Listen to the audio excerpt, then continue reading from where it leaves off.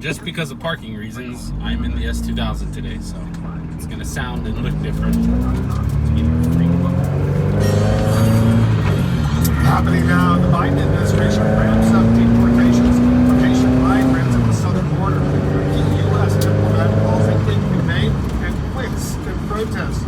Lawmakers in both parties are blasting the policy as well. I'll get reaction from the Secretary of Homeland Security and from the Haitian ambassador to the United States. Also tonight, after weeks of division, top Democrats say they've cut a deal on a framework to pay for a centerpiece of the Biden agenda. But their lack of specifics makes it clear there's a lot more work to do. I'll talk with a key player in these negotiations. And CDC advisors touched on maybe Pfizer booster shots for ages 65 and up, and many with underlying medical conditions. Stand by for details on this breaking story and what happens next. We want to welcome our viewers here in the United States and around the world. I'm Wolf Blitzer. You're in The Situation.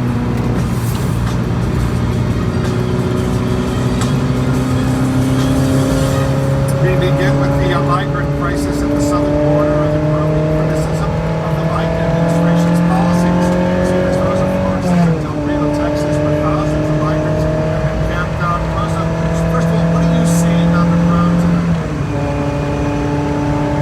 Well, dramatic pictures, a dramatic change here on the ground. I want to go directly to live drone footage because that is the story tonight. As you look at these pictures, you'll see that the area right next to the international bridge, which was peppered by handmade huts, that has been leveled. Heavy machinery was brought in as the number of migrants that are waiting to be processed by U.S. immigration authorities begins to dwindle. I was here a week ago when the first tents went up. I saw them from the air, and we saw as the numbers in this camp swelled to more than 14,000. Well, today officials say that there are just over 3,000 migrants waiting to be processed. Now, all this as DHS announces the suspension of Force Patrol here in Del Rio after those controversial videos were released by news media showing Border Patrol agents on horseback using aggressive tactics against migrants. And, well, I should add that according to DHS, those incidents are being investigated and that investigation is ongoing. You know, Rosa, I know you've had a chance to speak to some of these migrants who have been able to actually enter the United States. What are they telling you? You know, I've been able to talk to Haitians who are speaking in Spanish and who are speaking in Portuguese because they've spent so much time in South America, in countries like Chile and Brazil. And I can tell you that they say that they've been there for several years, some of them 2 to 6 years. And they say that the situation in those countries got so bad that they decided to come to the United States. But Wolf, I've got to tell you, despite everything that these migrants are going through, many of them smiling, saying that they're glad to be in America. Wolf. All right, Rosa, thank you very much. I want to go to Haiti right now as more migrants are being deported there.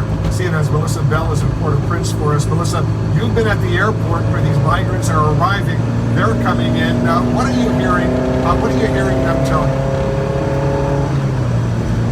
Well, what we just heard from Laura is essentially she's been speaking to the lucky ones. The unlucky ones are the ones who found themselves on those flights.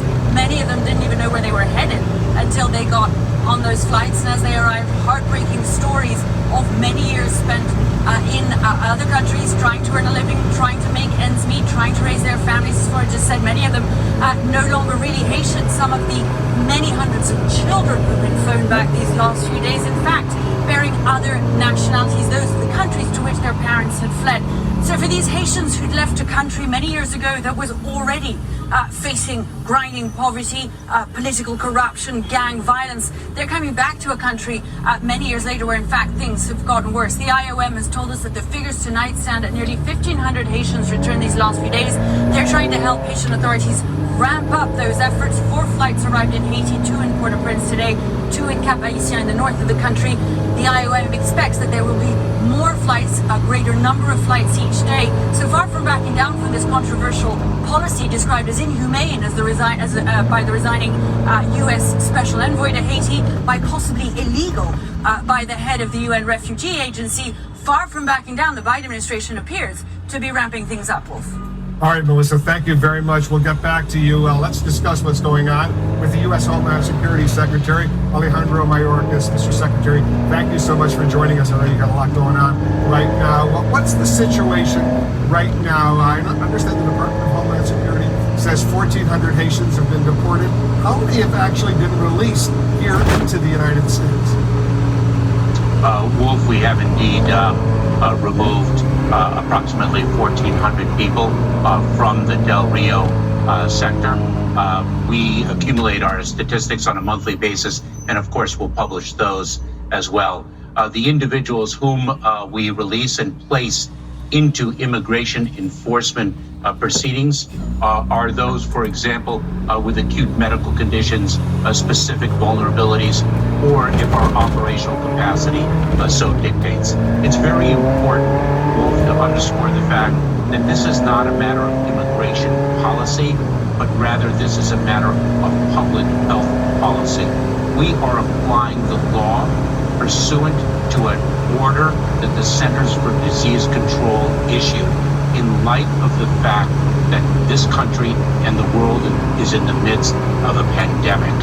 We are exercising that authority as we are required to do to protect the health and well-being of the migrants themselves, our personnel, local communities, and the American public. So I take it 1,400 have been sent back to Haiti. There's a local organization helping migrants, say more than 1,000 have been released here in the United States. Is that right? Have 1,000 Haitians been allowed to stay in the United States, at least for now? Well, what we are doing is we are continuing to remove individuals. We have moved people from Del Rio to other processing centers along the border to ensure the safety and security of the individuals and to facilitate the removal process. Those individuals who are not able to remove by reason of their acute medical conditions, we place in immigration enforcement proceedings or address our operational capacities as need be. But we are very focused on applying the public health laws that we are obligated to enforce. So can you give us a number? How many have been allowed to stay here in the United States for whatever reason? We believe it is a very small percentage of the total that assembled in Del Rio, Texas, and that will be removed. What does that mean? About 15,000 have showed up. I think 1,400 have been sent back to Haiti. What about the rest? Wolf, if it's 10% or 15%, I don't have the precise numbers.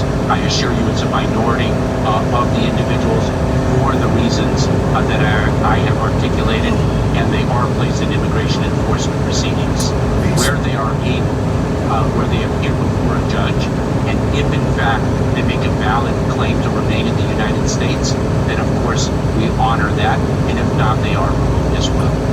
The special U.S. envoy to Haiti resigned today, as you well know, saying, and I'll read a quote from his resignation letter, I will not be associated with the United States' inhumane, counterproductive decision to deport thousands of Haitian refugees and illegal immigrants. Mr. Secretary, how do you respond to the charge that the Biden administration, that the policy of the administration is inhumane and counterproductive? Well, first of all, let me say that we don't use the term illegal immigrants. I actually issued a policy in the Department of Homeland Security. We use the term non-citizen to respect the dignity of every individual. It's a preliminary matter. Second, I will defer to the State Department. That is a matter within the State Department's province. But let me say this, having been in government service for more than 20 years, I'm aware of the fact that some people have policy differences, and I respect and acknowledge that fact. I respectfully and vehemently disagree with what this individual, whom I do not know, articulated. We have a relationship with the government of Haiti. We are exercising the public health imperative as defined by the Centers for Disease Control. We are surging resources not only here domestically at the border, but also in Haiti to ensure that the needs of the individuals whom we return to Haiti are addressed appropriately. USAID has surged resources. We are working with the International Organization for Migration, with the Haitian government, and we are addressing the needs by resources to them. I understand you're committed to speeding up these deportations of these Haitians, but the special envoy who resigned today, he also said this. He said he cannot support the forced infusion of thousands of returned migrants lacking food, shelter, and money without additional avoidable human tragedy. Does the Biden administration really think it's safe to send these migrants back to Haiti, where the situation has deteriorated so rapidly in recent months and years? Well, what I wish the individual had done is stayed with the cause of addressing the needs of individuals all throughout the Western Hemisphere and dedicating the resources and the talent and the energies of the men and women in the United States government to rebuild our humanitarian capabilities, just as we are doing now in the Biden-Harris administration. We have surged, as I have said, resources not only to Del Rio, Texas, not only to all along the southern border, but to Haiti itself. But just that you personally come to Mr. Secretary and sending these Haitian migrants from the United States from the border of Mexico back to Haiti. Well, let me share with you the efforts that we have made, because we studied very carefully the country conditions in Haiti, and in light of the country conditions that existed earlier in the year, we made a determination that humanitarian relief should be extended to individuals here resident in the United States of Asian origin who were unlawfully present but who could not safely return to Haiti.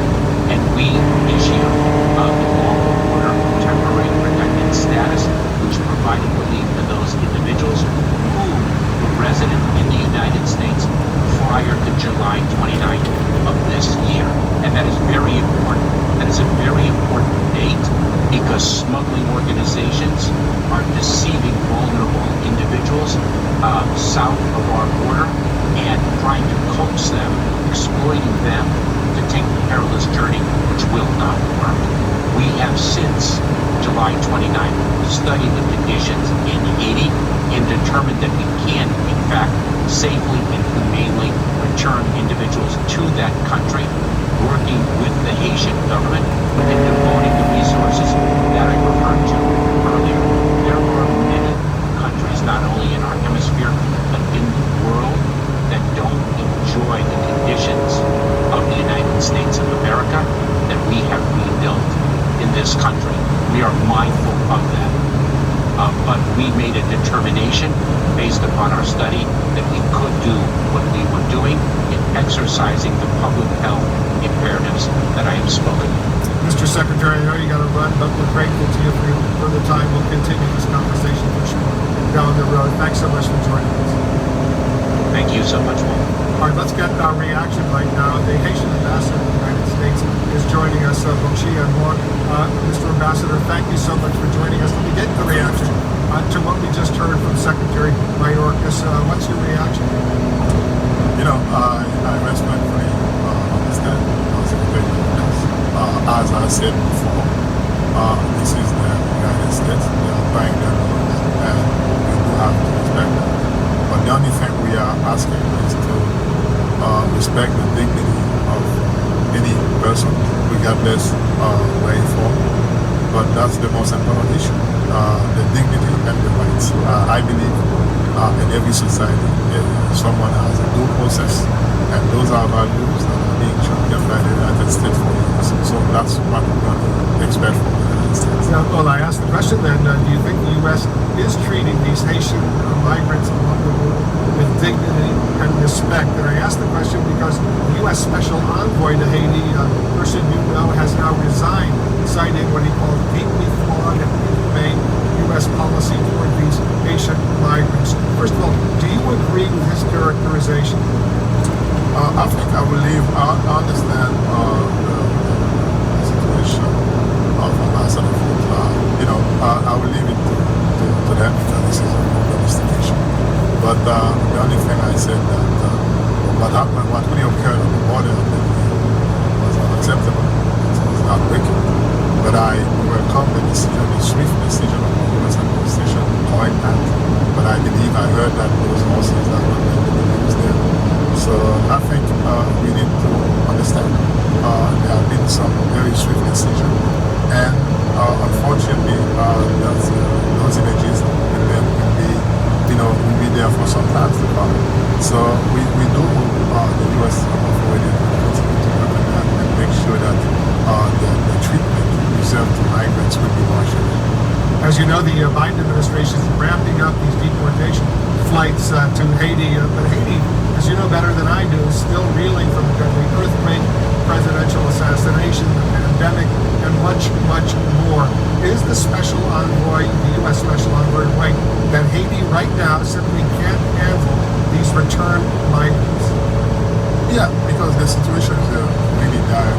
We need to recognize that economically and when it comes to security. But I know Haitian authorities are working very hard to make sure that we create conditions for any Haitian to live in Haiti.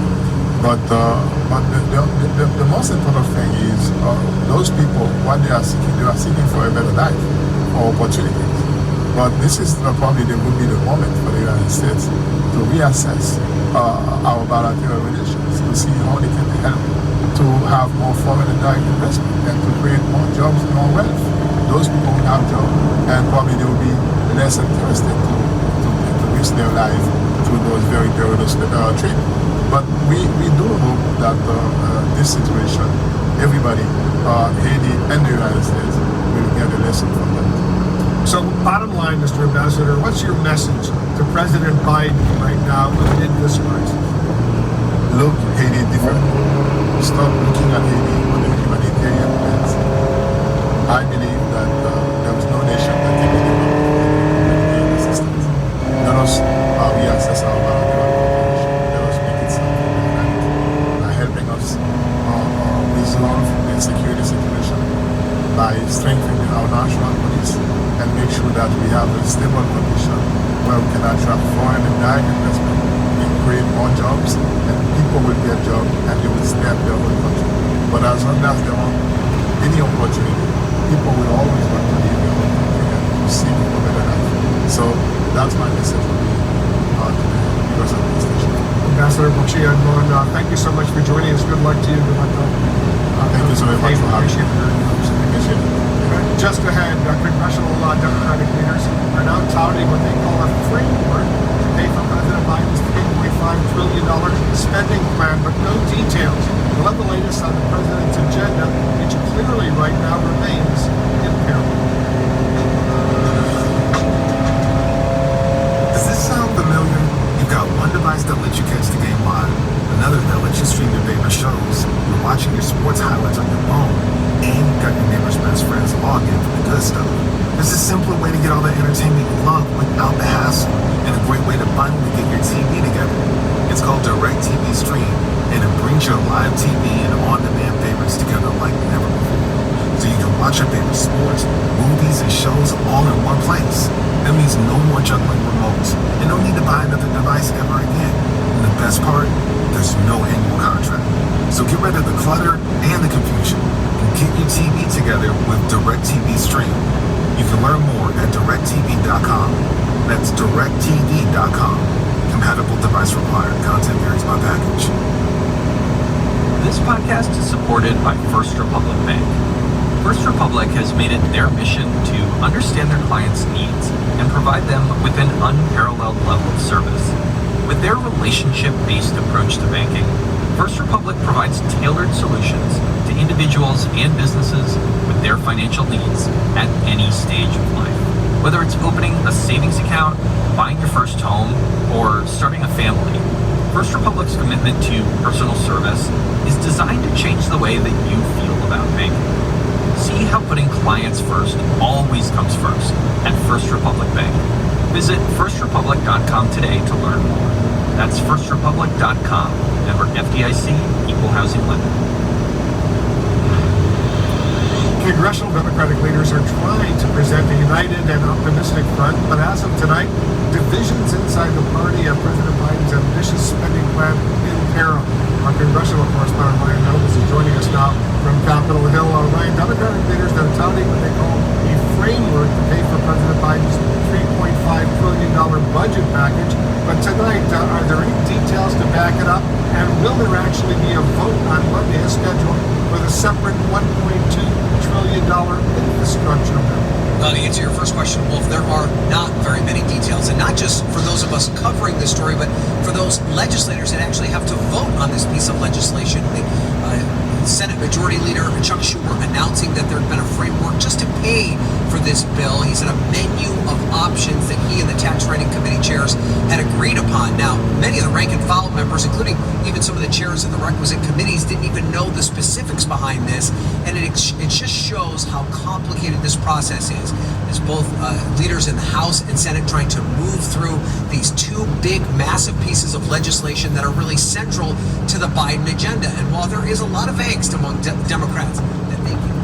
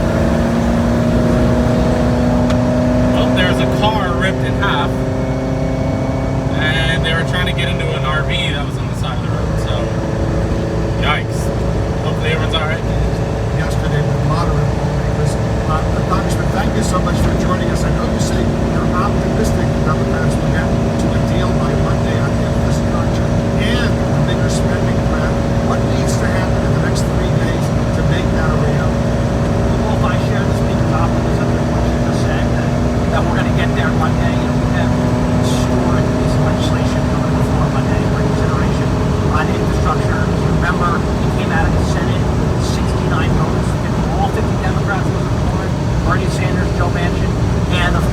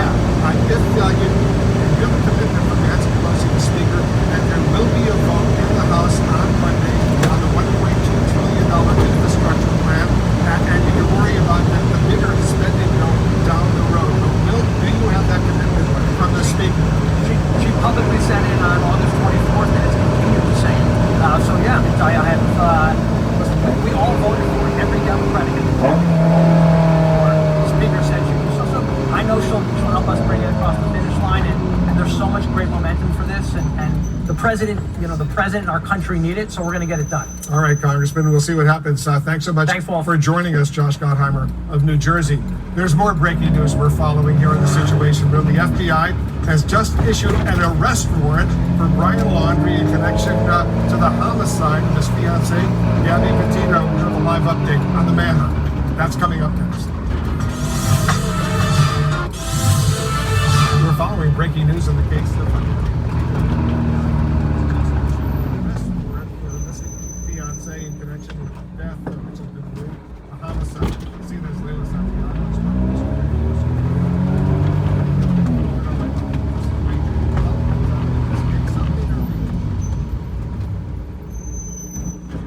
Well, if this arrest warrant, this federal arrest warrant, in just the last half hour, and unclear is a issue for the unauthorized use of unauthorized access to devices. Specifically, we should know that it is for access to bank accounts and use of debit card. No mention of a homicide charge here, and this comes as the FBI continues to ask for help from the public and sort through evidence collected here at the home of the couple today. The silver Mustang seized 3 days ago is now back at Brian Laundrie's North Pole family home. The FBI had it towed away on Monday,